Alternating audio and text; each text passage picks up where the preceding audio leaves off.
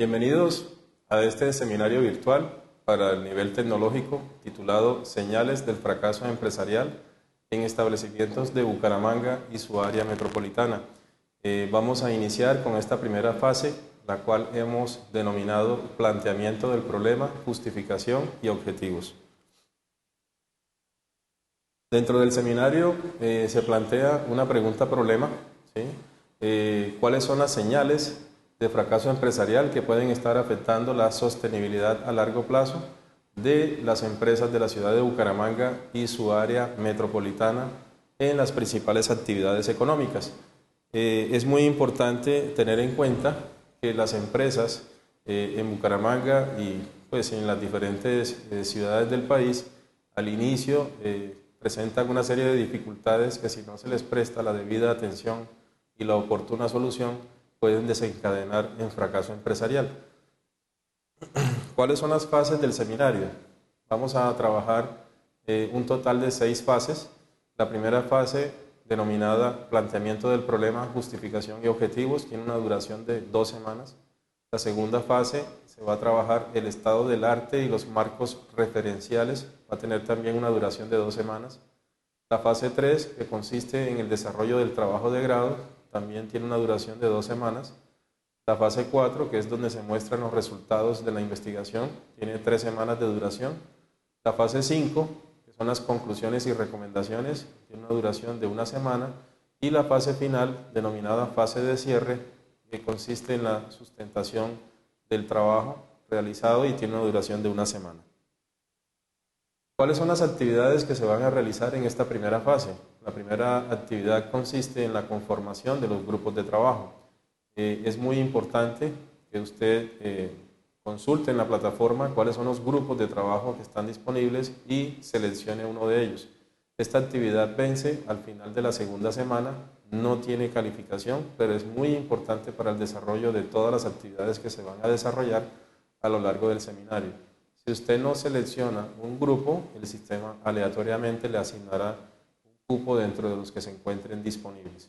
La segunda actividad consiste en el planteamiento de la problemática, la elaboración de la pregunta de investigación, la justificación y el diseño de los objetivos de la investigación, los cuales van coherentes con el título del trabajo realizado. Esta segunda actividad vence al final de la tercera semana y tiene una calificación del 12% del total de la calificación del seminario. Es muy importante que cualquiera que sea la fase en la que se encuentre, la primera actividad que usted debe realizar es la lectura del documento denominado Ruta Formativa. En ese documento usted podrá encontrar cuáles son las actividades que hay que realizar, qué se solicita en cada una de las actividades, cuál es el tiempo de entrega, cuál es el porcentaje de calificación, cuál es la bibliografía disponible y todas las recomendaciones del caso. Es muy importante entonces que en cada fase lo primero que usted haga sea leer este documento. Todas las actividades que usted vaya a desarrollar a lo largo del seminario, usted deberá trabajarlos en el formato institucional denominado RDC 95, en el cual usted encontrará en cada uno de sus capítulos lo concerniente a la actividad que usted esté realizando. Para que nos ubiquemos un poco dentro del contexto de lo que el seminario busca, es importante tener en cuenta de que ya muchos autores han realizado trabajos de investigación relacionados con esta problemática de la sostenibilidad de las empresas. Tenemos el caso de Álvarez y Abreu, el cual manifiesta que las pequeñas y medianas empresas deben tener estrategias financieras con enfoque de largo plazo que permitan garantizar la sostenibilidad a largo plazo o la permanencia y crecimiento en el mercado.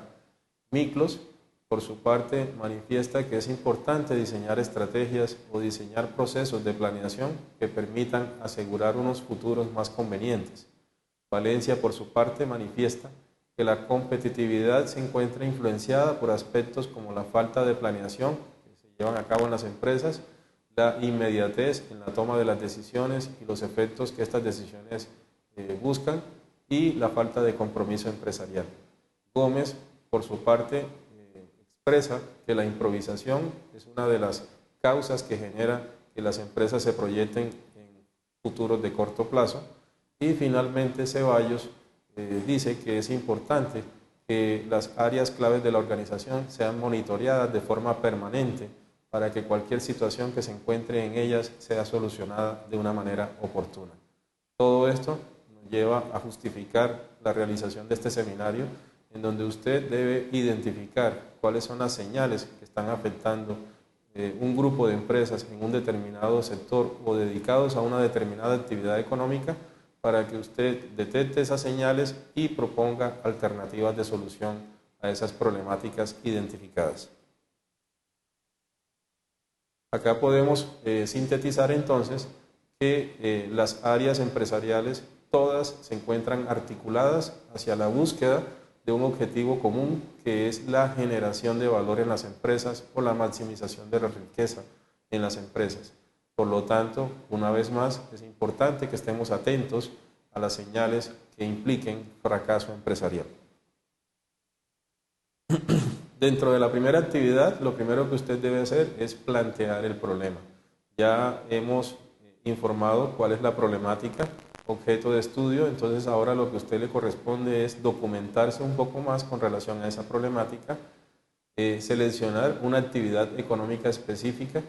Dentro de las actividades económicas, si usted se va a dedicar a un estudio en las empresas del sector comercio o del sector servicios o del sector industrial, buscar dentro de esos sectores un subsector específico, escogerlo y una vez lo escoja, empiece a buscar un poco más sobre el problema de la sostenibilidad en ese tipo de empresas ya de carácter específico.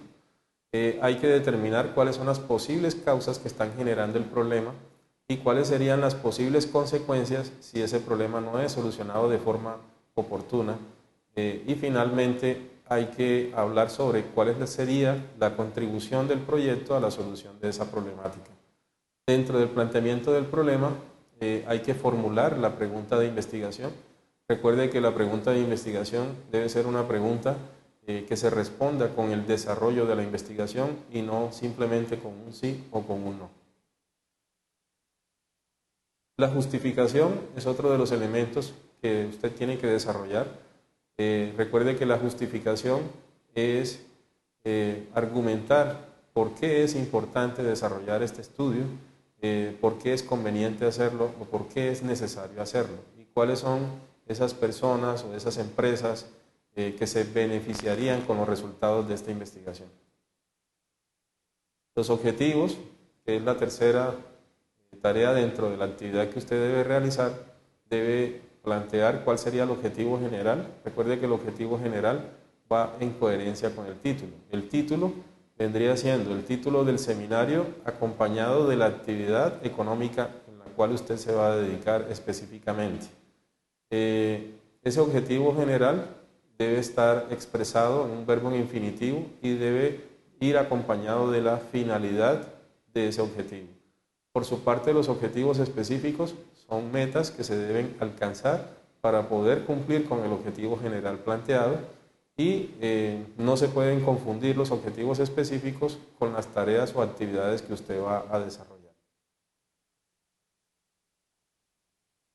¿Cómo debe documentar usted el problema? O sea, usted puede consultar en las bases de datos que la universidad tiene disponibles, pero la base de datos, digamos, de más fácil acceso es el Google Académico. Busca en el Google normal la opción Google Académico y usted ahí señala en el buscador la temática general de lo que usted quiere consultar.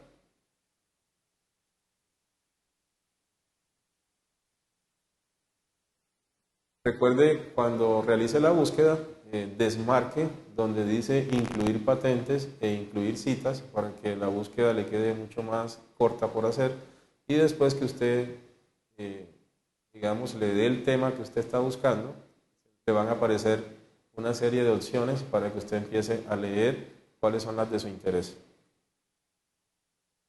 Es importante que cuando usted realice esa consulta bibliográfica, realice las citas correspondientes. De no hacerlo, estaría incurriendo en plagio, y ese plagio, sea parcial o sea total, es una causal para declarar no aprobada la modalidad de seminario.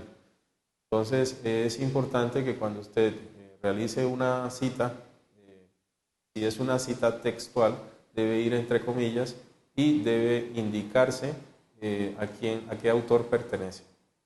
Hay varias modalidades de realizar la cita. Aquí encontramos una de ellas, que es la cita dentro del texto, comenzando por el nombre del autor, ¿sí? Entonces, como sostiene determinado autor, hay que colocar entre paréntesis el año de la publicación que se está haciendo, sea de un libro, sea de una revista, o sea de una tesis, y seguido de 2 puntos, colocar entre comillas el texto de la cita. Trate, por favor, de que la cita no supere las 40 palabras.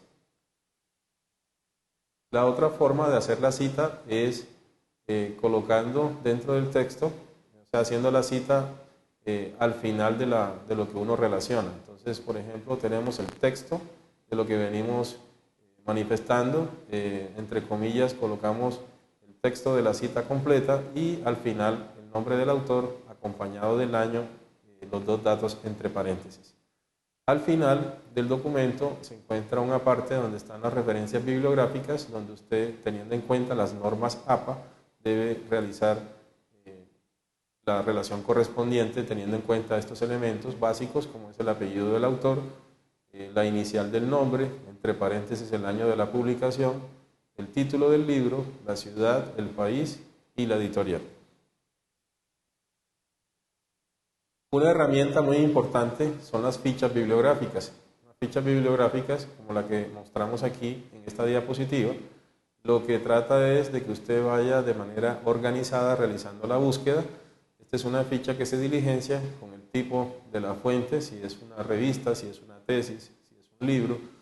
Se relaciona el autor, el título, el año, la ciudad, la editorial, el resumen de lo que usted va a utilizar y cuál es el aporte que ese referente va a hacer a la investigación que usted está haciendo.